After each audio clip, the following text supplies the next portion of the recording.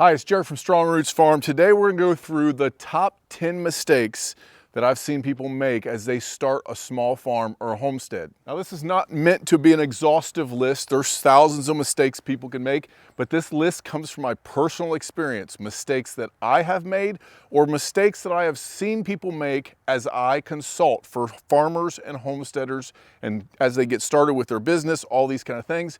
Stick around, this should be very helpful. Welcome back, thanks for joining us. If this is your first time, please like and subscribe if you like our content.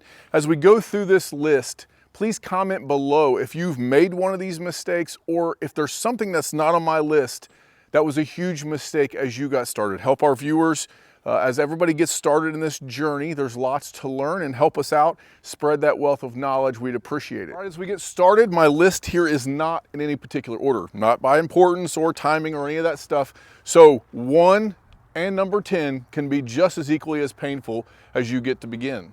All right, so number 1 is they get animals too soon. See this happen all the time, and people get animals too soon. They get them before they're ready. I constantly tell people, get your capital infrastructure in place so that you can secure your animals. Do not get animals before you're ready. So I feel like I need to go into a little bit of detail. What does that mean? So you need to do and have in place everything to keep those animals secure on your property from day one that they're there. Not half of it, not a small section, those kind of things. It needs to be secure. So for chickens, it may be a chicken tractor. And then I'm going to ask you the question, what are you planning to do during the winter? Now, obviously, if you live in a warm climate, this may not be a huge issue, but here in Ohio, you see the snow.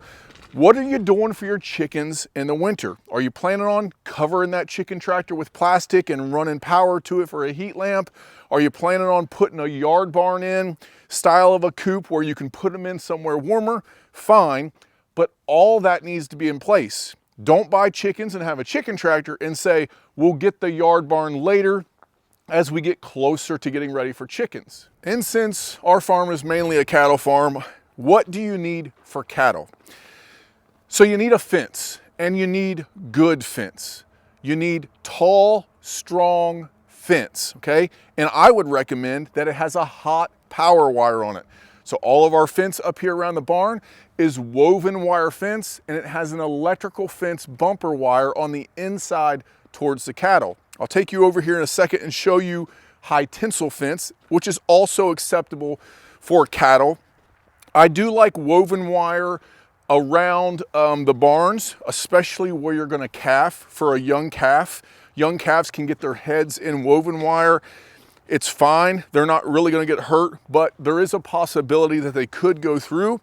And it's also a way for coyotes and dogs and things to come to a young calf. Now, most calves aren't affected by that. They're big enough. The moms stay around, got a guard donkey, whatever it would be. But good fence is super important for cattle. So as we look over here, this is high tensile fence. There is 5 strands of wire. I usually put barbed wire at the top and the bottom, and then 2 runs of hot and a ground wire on there. That's acceptable as well, but you have to have good perimeter fence around your entire farm, okay? Or at least the section where cows are gonna be at before you bring your cattle. So the scenario that I have seen throughout my consulting is that they'll have a section fenced off and it's May and they've got grass growing everywhere. And so they say, we're gonna go ahead and get cows.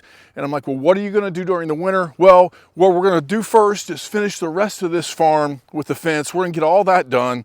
And then we're gonna build us a barn. We'll have all that done before winter. You're not ready. I tell people that all the time. How long did it take you to build this half a fence? Well, 6 months.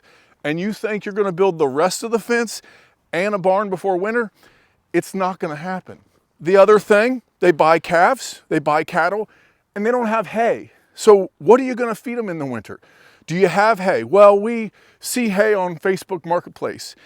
So you don't have somebody lined up to buy hay from. You don't have a way to haul hay yet. You are not ready for cattle. The other thing I recommend for cattle is, you can see I've got a small paddock right here. It's about 1/4 of an acre, maybe 1/3 of an acre. This is where we unload and acclimate and train cows to electric fence, to the single strand wire as we move them. You need an area like this, in my opinion. I've seen a video from Greg Judy, and he says 6 foot tall, 2x6 board fence, 4 rungs or 5 rungs of treated boards. Like, that's a heavy corral. That's where he brings cattle in that come off his farm onto his farm. So when he's buying more cows, he has a place that's that strong because he knows you never know what a cow or a calf is gonna be like when you transport them and bring them onto your farm. You need to give them a place to calm down. Now mine is all woven wire fence here. If they jump this corral, this training pen area, there's another fence that they would then have to jump to get off my property. So I'm double fenced with this. This corral with this type of fence here is not on the edge of my property. So that's something to think about. If they get anxious and they bounce out of here, which has happened, not to me, but at other people, they run, they calm down, and they're not gonna typically jump the second fence. You get some rodeo things if you're buying them at the stockyards though. The other thing that's important for cattle is water. Do not plan on hauling water for cattle. If you do not have water accessible wherever they're gonna be, however you're gonna plan to keep them, a pond is not good enough in my opinion. I don't like cows in a pond. It's fine to pump water out or gravity feed water out of a pond, but they have to have water. So if your water is not set up, you are not ready for cattle. So that was kind of long-winded, but it's a mistake I see all the time. You get to your farm, you get to your homestead, and you're anxious to get animals. We're so excited we moved from the city to get animals. Don't do it. Don't make this mistake. Have everything in place. I know it costs a lot of money to get going, and you want to see some, animals come and some fruit from your labor, but there's only going to be problems and struggles if you do it too early. All right, number 2 is they make poor housing decisions. So personally on this farm, I've done this a little bit in the fact that there was so much work for this rundown farm, fixing these barns. None of this gravel was here when we got here. The fence all needed fixed, and I already had cows, and we already had farm equipment. This is our second farm. So I spent a lot of money and a lot of time getting this farm part of this ready, but my house needs work. And so my family for 2.5 years now has been living not in a trashy home. It's livable. It just needs some updates. It needs new paint. It needs new carpet. The carpet's clean, but it's just old and kind of dingy, and we plan on completely redoing that house. This is the problem I have seen with other people. There's 2 ends of this spectrum when they have poor housing decisions. If you are not comfortable in the house where you're gonna live while you farm or homestead, it will make the stress of everything you do out here harder. You need to have a place to go and rest and relax and know that your family is safe and taken care of, and you have heat and possibly air conditioning and indoor plumbing and all the stuff. So as far as consulting, that is one issue I have seen. People living in substandard homes and putting their money into fence and barns and farm equipment without securing their family first. That's one end of the spectrum. The other end of the spectrum is they come in and they try to bring their city home to the farm. So they build a Taj Mahal and spend $500,000 either building a house or redoing the house that they're in, and then before they know it, they are really low on funds and don't have enough money to really secure why they're there. Their priorities were so much on continuing to live the city luxuries and also having the farm that they missed about what the true importance was. Do they really need 5,000 square feet for 2 kids and yourself? So you kind of want to put that in check. That's the 2 ends of the spectrum. Now, by all means, you have the money, build the house that you can build, but make sure you have enough money in the budget to facilitate the farm as well. It does take a lot of money to get started with your farm or homestead. And so I have seen both ends of those spectrums. There you go, number 2. Number 3 is they buy farm equipment, specifically a tractor, too early. So I have a specific video about that I'm going to put down in the description about what farm equipment you should buy and how to weigh the pros and cons of what equipment to buy. It's a specific conversation, but I see this all the time. They move to a farm or homestead and they think, well, every farmer has a tractor. I need a tractor, and they go buy a brand new tractor. I will admit that a tractor is incredibly useful and almost necessary on most farms and homesteads.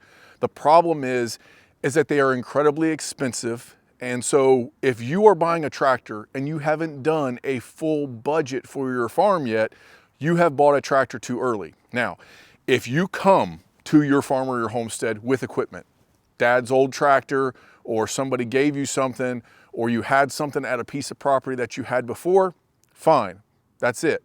But I go to consult and they just moved into this house, they've been there for a month, they've started cleaning up the yard a little bit, and there sits a brand new tractor in the barn or the driveway. That's a problem. So there's two negatives that affect this. One, you have taken an incredible amount of money out of your budget if you went and bought a tractor. And I'm not gonna have the argument of new or used. It's a whole different video. Just talking about any tractor. A used older tractor is still quite expensive. Did you budget for that? Did you plan for that money to come out and it not affect everything else that you wanna do? So that's the big key here. It will take an incredible amount out of your budget or your future budget. So this is the second part of this. If you financed a new tractor and you said, okay, we have a budget and we had all this in place, we have this amount of money. So for instance, my tractor, I financed it at 0%, the payment was $500 a month, so $6,000 a year. If when you built this budget, you said this budget was our first 2 years budget and we budgeted $12,000 for that tractor because that was the payment, that is the incorrect way to do it in my opinion. Because what you are doing is you are putting yourself under pressure to make money on this farm or homestead to pay for that tractor after the first 2 years. What do you do when all of your money, all of your budget is gone and you're not making a quality product yet in order to make a good income? How do you make the tractor payment?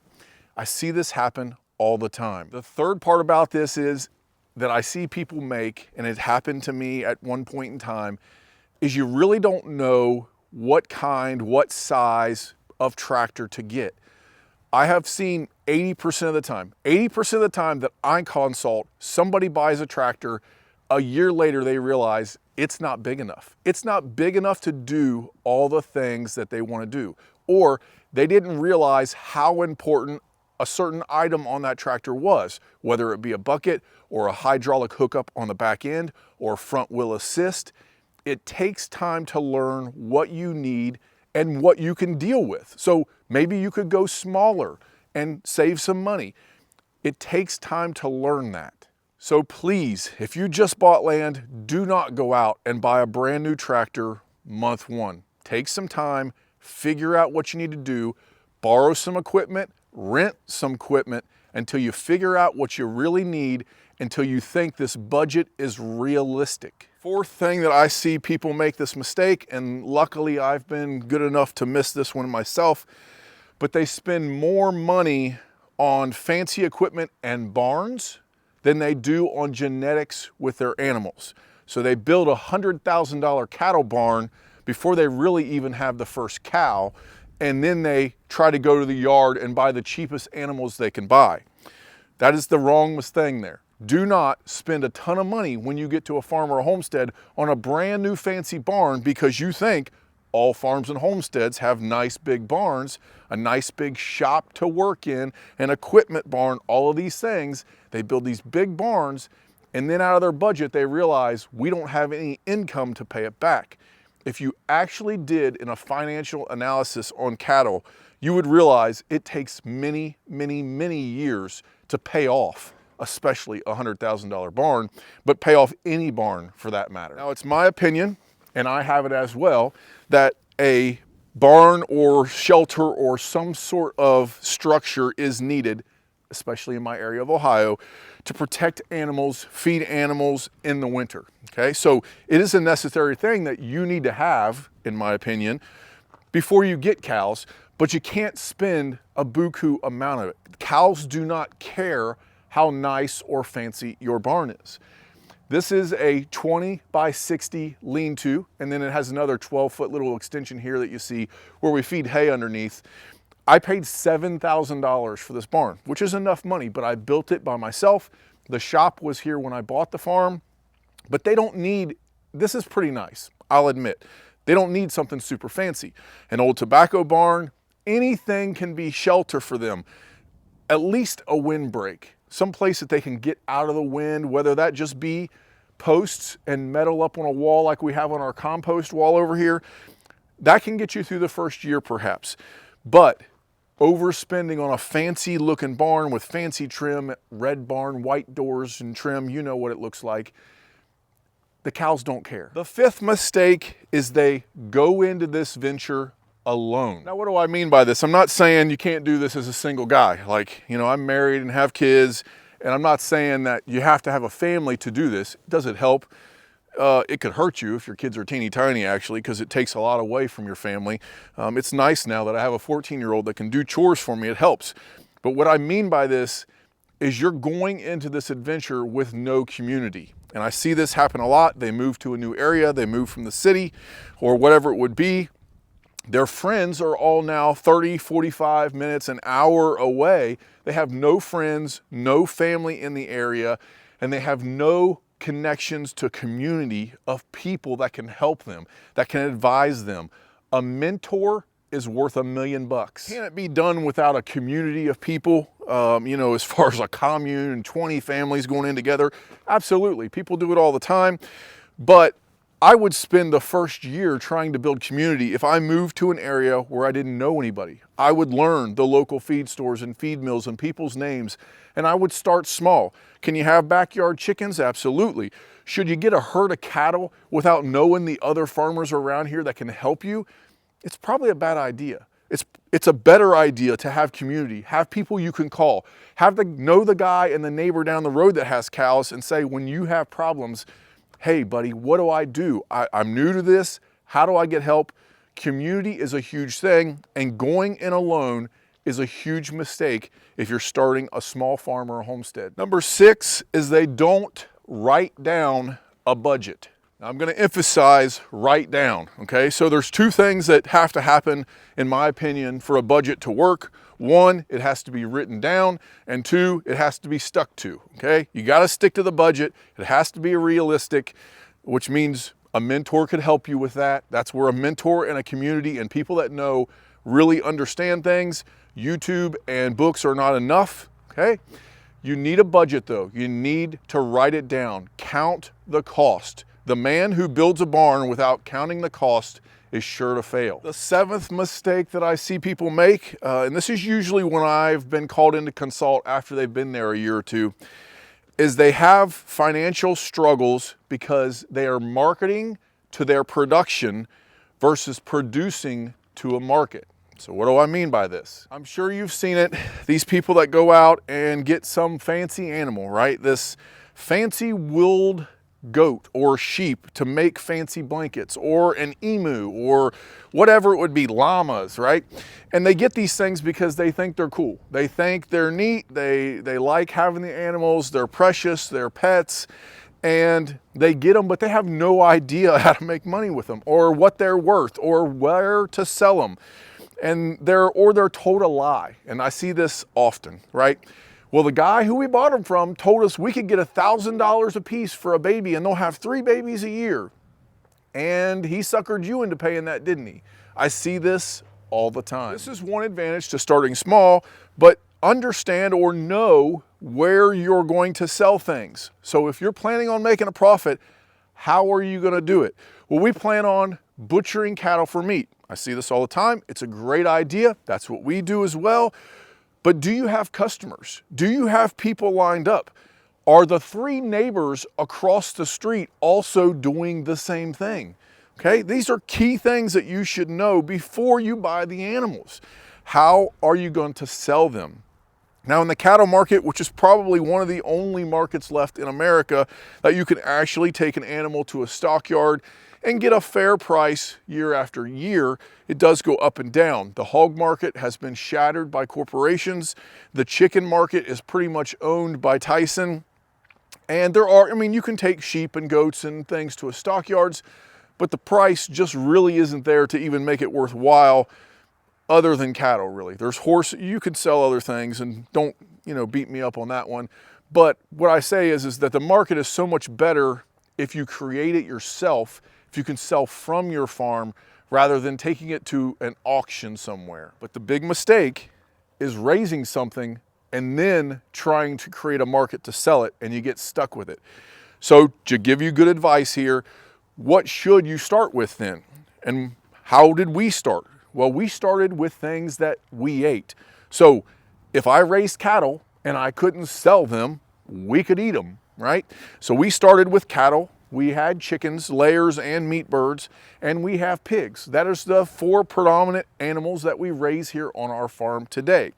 So why don't I raise Kiko goats? And why don't I raise, sheep? And why don't I raise turkeys and rabbits? Because nobody has ever asked me for it. My family, that's not a typical diet. We eat 2 turkeys a year maybe. We don't eat rabbit. We'll eat a wild one every now and then, but we're not big rabbit eaters. We don't eat goat. We rarely eat lamb. I've only one time in 15 years had somebody ask me if I could raise a lamb for them. So because we don't eat it, and I've never had anybody ask me for it, we choose not to raise it. Now that I've been in it 15 years, I'm considering trying some lambs here because I think it'll go good with my cattle and make my land better. And I've also considered goats for clearing out this new farm we have because it's very briery and full of brush. But I didn't start with that. Number 8, they don't start small. So you chicken ladies know how this works with this chicken math, right? You say we're gonna get 5 or 6 egg layers, and the next thing you know, you got 36, and they're running everywhere. This is what happens, and it's common, it's not a bad thing. And chickens, if you're gonna make a mistake and have too many animals, chickens is the one to go because you get too many and you're out 50 bucks.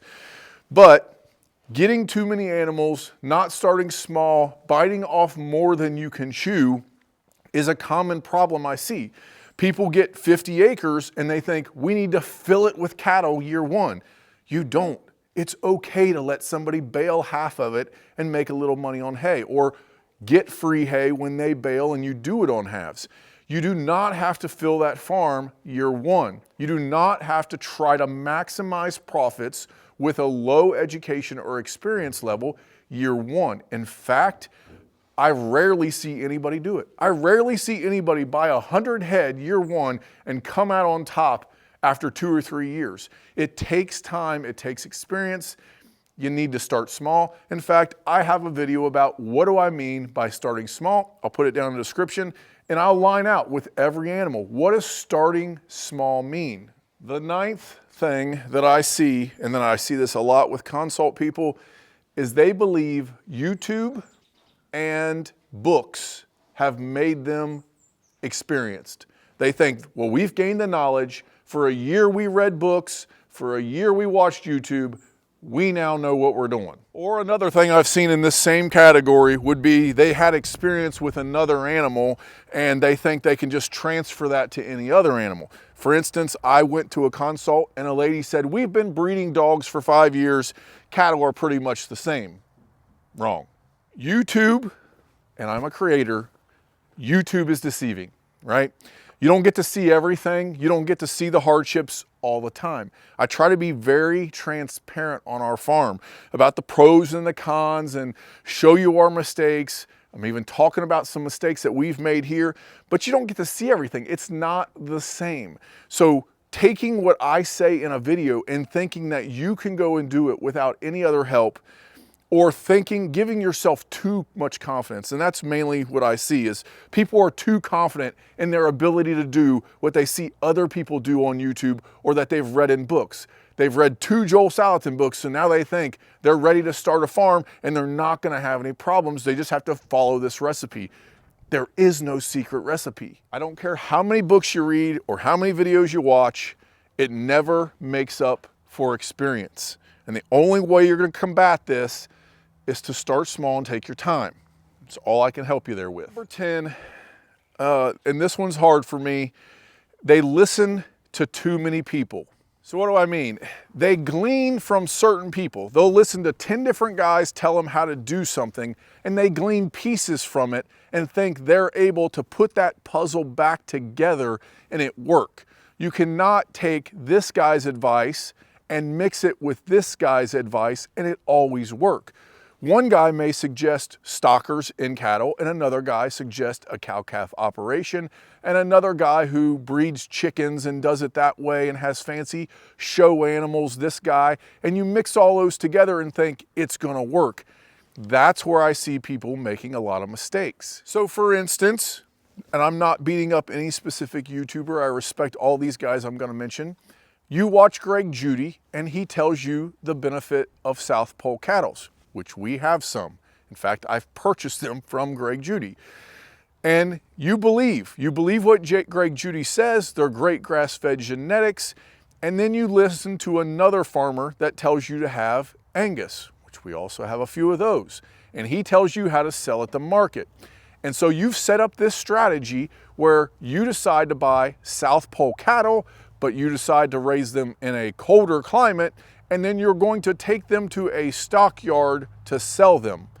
That will not work. I feel like I need to explain this, why this won't work. And so here's the key to the stockyards in America, especially where we live in Southern Ohio. So Indiana, Kentucky, Tennessee, everywhere I've been around here, it's about the same thing.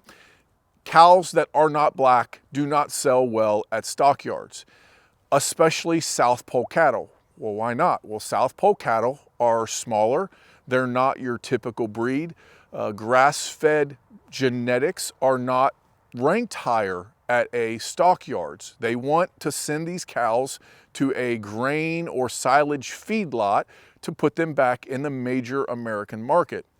So when you look at an animal like a South Pole that is 100 pounds smaller than every other calf that's black there, and they're red, and they've been on grass and not put into grain yet, you don't feed them grain, they will not sell as well. In fact, you'll look at the market and it will say, for instance, today cows are selling for $3, but you take this South Pole animal to the yard and you've spent a bunch of money like I did, and you've bought South Pole genetics, but you get there and they bring $1 less than everything else is selling because they're smaller, because they're red, and because they haven't had grain, which is what the market wants. Now, we sell to the market from time to time. We do not grain feed. We have some black cows that I breed to the South Pole bull, and they will have black calves. At the market, they're not testing the blood to see if it's a South Pole, if it's only Angus, or what it is. And we have now built a market that we sell off of our farm to people who want this, who want grass-fed genetics and want good home-raised beef. But my cows don't sell great unless they're black at the market. I know whatever the market price is, I'm gonna sell for 25 cents, maybe even 50 cents at times, lower than that if I take a red calf there.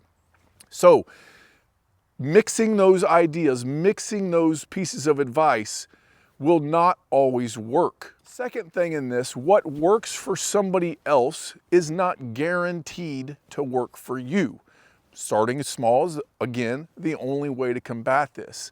What works for Greg Judy in Missouri might not work for you in Michigan or in Australia or wherever it is you are. If you live next door to Greg Judy or you're in the Ozarks of Missouri and you can sell through his market, fine. And you can do that system and it will work. It is hard to lease land here in Ohio for a reasonable price. When Greg Judy told me he leases a farm for $40 to $50 an acre and it's already in pasture and most of it is fenced and it has water on it, that is a dream. Land here in Ohio can rent for as high as $250 an acre because big ag and grain comes in and they make more money doing it that way. We are not in the same game or on the same playing field even. So you cannot do what Greg Judy says if you are in a different scenario. I cannot build like Joel Salatin says in everything. Now that I have experience and I have time, I love those guys because I can glean from them. I can take and I know what will work in my area, but that only comes from experience. I cannot take that as a cookie cutter piece of advice, set it down where I live in Ohio and have it work perfectly on a large scale. Can I raise my own beef the way they do? Yes, but the market doesn't care about that. Can I sell 100 head of cattle like that? No, I will fail and go broke doing it like that here. So how can you get good information for yourself where you live trying to do what you want to do? If you're inspired by those guys, like I have been, and you want to farm like that, how can you do it? Well, the first thing is when you talk to these people, ask why they do things a certain way. They say, do it like this, ask why, a lot of times, over and over, and put that with what you have learned so far where you're at. The second thing is get a mentor, somebody local, somebody close to you that you can call and that doesn't mind to help you, preferably on the same street that you're on, close enough that they can come and help you. That is worth $1 million. The third thing is, if you're just beginning, it is valuable to pay for a consult. And I hesitate to say that a second because I charge and I do consults. I'm not trying to sell me to you, okay? So I only do consults within 50 or 60 miles of where I live in Georgetown, Ohio. I charge $200 for about 3 hours. You're welcome to come to my farm and do it, and I'll do it for cheaper. But if I have to drive to you and spend a few hours there, I don't think that's very much money. I'm really doing that as a help. I'm not charging thousands of dollars. I don't charge a lot of money to speak at places. But if you can find somebody and pay them for a consult, ask somebody, will you come and help me? And they're like, well, I don't have a lot of time. Say, well, I'll give you $250 if you'll come and spend 3 or 4 hours on my farm and give me some ideas about what I should do next. Paying for a consult will save you money in the first year, probably 10 times over. If you pay me $200 in the first year and you listen to what I have to say, I'm willing to bet I'll save you $2,000 if you'll do what I have to say. If you pay for a consult though, and then you make your own decisions and don't listen to what that person you're paying consults to, be prepared for problems. Nothing irritates me more than somebody paying me for my advice and I try to set them up for success. And then 6 months later, I see them posting on YouTube failures because they didn't listen and they did their own thing. Nothing special about me per se. I just try to help other people. And so I've done that around here for a while. And I care. I want people to get into this because it's really a great lifestyle. There's lots of pros about it, but it comes with cons as well. And I really want people to do this and not make the same mistakes I make. But I'm nothing really special. I don't have any special degree. I don't have some great, special marketing way to do things. But I'm here to help if I could. And you can find that literally anywhere. If you ask, if you talk, if you care about people, if you offer to help, if you go and work for somebody else for a while, you will find somebody that is willing to help you get started. And that is worth a bunch of money. Trust me. Well, there you have it. Thanks for watching. That is the top 10 things that I see people making mistakes as they start their small farmer homestead. It is not an exhaustive list. Like I said, there's tons of other things, tons of other problems that you can have. Finding the right butcher, spending too much money on this or that. It's endless. It goes on because that's the way this game goes. And I'm saying that to you because I want you to take that as if you've made mistakes, it's okay. Let them roll off, move forward, make good decisions moving forward, and you can get through this. Well, I appreciate you watching. Please like and subscribe if you're not subscribed. We're really trying to build our YouTube channel up. We do have some exciting videos coming up. I hope this one helped you. Until next time, thanks for watching.